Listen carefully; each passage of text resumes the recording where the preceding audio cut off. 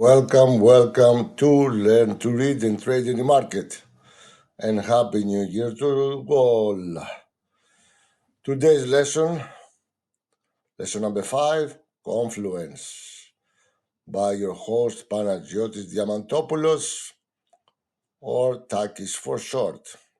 But before we start, let's read our risk warning. Trade the volume waves offer general trading advice that does not take into consideration factors such as your trading experience, personal objectives, goals, financial means, or risk tolerance. Keep in mind that past performance is no indication of future results. And before we start, let's just remind you that Learn to Read and Trade in the Market, it's a video series in TradingView and YouTube with short video lessons trying to explain the whole process of reading a chart using price, location, structure, volume, and a single tool, Wave with Speed Index. Apart from that, we're going to learn money management and trade the psychology.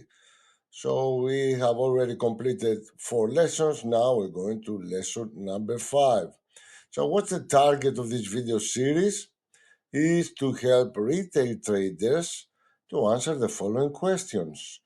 Why did this move happen? What should my risk be? Where should I place my stop and where should I place my target? What should I do to be successful? When we complete this video series, all these answers to these questions will be justified. So, what are we going to learn today? Today, lesson number 5, we're going to learn about Confluence, and we're also going to show you an example on a live chart. So, the definition of Confluence is flowing together or merging, or for example, two rivers merging together. In our trading methodology, confluence means that several factors or criteria are valid at the same time, which means we need get the pieces of the puzzle and try to complete the puzzle. So having confluence in our trading, it increases our success rate. So let's put the pieces of the puzzle together. And what are these pieces? Well, the pieces of the puzzle, they can be structural charting elements such as support, resistance, Fibonacci, pivot points, exponential moving average, VWAP or a VWAP. Another piece of the puzzle could be the indicator element which you have applied and be the signals of the indicators. Okay?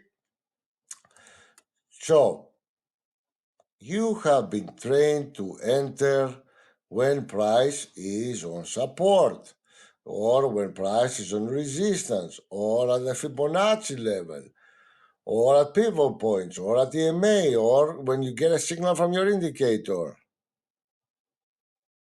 And this training has been done through all the YouTube videos that you see, the masters explaining their methodologies, and several gurus saying you what to do. In my opinion, entering at these levels, it's wrong. Okay? You should be monitoring what is happening in these levels and enter when the price leave these areas and after the puzzle is complete. So what do I mean by that? Let's look at the puzzle, trying to complete the puzzle. Let's assume that we are in a location where it happens to be a Fibonacci 61.8. But at the same time, this level used to be a support level. If we look left, we're going to see a previous support level. Then we get a signal long. Then we break a significant level. That means we are leaving the Fibonacci area and the support, and we break a level, and this is where we supposed to enter long. On the opposite side, let's assume we were in a VWAP, which also happened to be a resistance, a previous resistance level, and we also get a signal short from our indicator, and then we break a significant level, then we go long. So these are the pieces of the puzzle you should put together before entering into a trade. Do not enter into a trade because we hit Fibonacci, or we just hit a resistance level, or just because your indicator gave a long or a short signal. Wait for the puzzle to be complete. So let's do an example of what I mean on TradingView.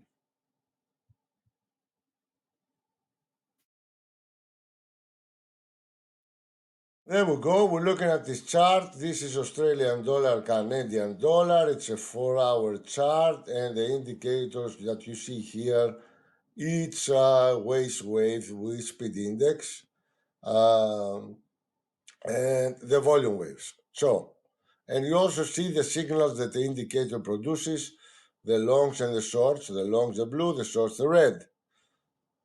So what do we do? What should I consider proper signals? Are all the signals correct? No. If all the signals were correct, we will be having a robot trading, okay? No, this needs to be read by us.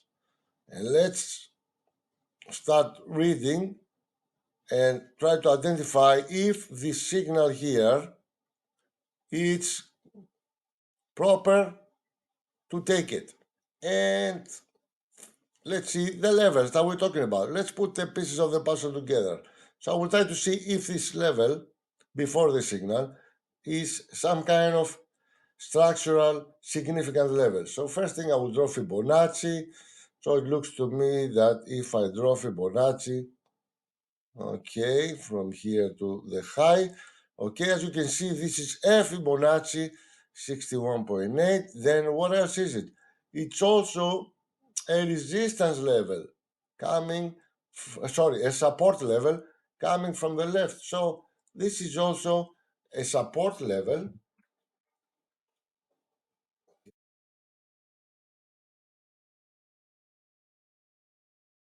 So support is also here. So I got two pieces of the puzzle so far. And then I also get a loan and a break a level. So this is my entry and this is a valid entry. Okay, so this is where I will go long breaking this level. Okay. So as we go along, we hit up here, we start ranging, and then we get a short signal. So is this short signal valid? What are the pieces of the puzzle? Well, the pieces of the puzzle, again, we'll try to see. First of all, it's not Fibonacci. I think it's too far away. Then, what else could it be? Well, it is a resistance level coming right from here. One, two, three times. So that's a resistance level up here. Okay.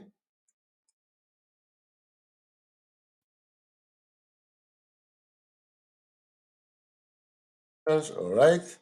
So we got a resistance level up here, hitting one, two, three times, then I get the signal short. So I'm going short. I put my stop loss above that resistance level. And then, where is my target? Where should you think it should be my target? It should be either at another support level, for example, let me draw it here, or another Fibonacci level. So let's see where is the Fibonacci. If I draw the Fibonacci from here to here, okay, there we go. This is where we found bias. We found on the Fibonacci level. So this is where I would close my trade, okay? Because we are at Fibonacci level. My RR was much, much bigger than 2 or 3. And then can I enter on this signal just by looking at the signal? No, just by looking at the signal, no. Let me put the pieces of the puzzle again. What is this level? Well, as we saw before, this is a Fibonacci level. What else is it? It's also another support level.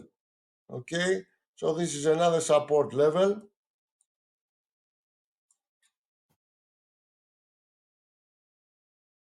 There we go.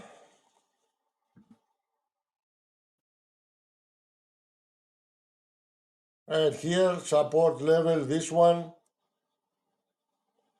Okay, plus Fibonacci, plus the long signal. We enter long, our stop below that, our target at the top here. And we reach the top again. So this is just an example of how to put all the pieces of the puzzle together and trade with several confluences, several criteria, and not just a signal. All right. So let me go back to the presentation. Okay. So thank you for watching. Tune in for the next lesson, which I think is going to be one of the most important lessons, and it's lesson number 6, money management. Without this, you cannot go anywhere. Enjoy. Thanks again for watching. Bye bye.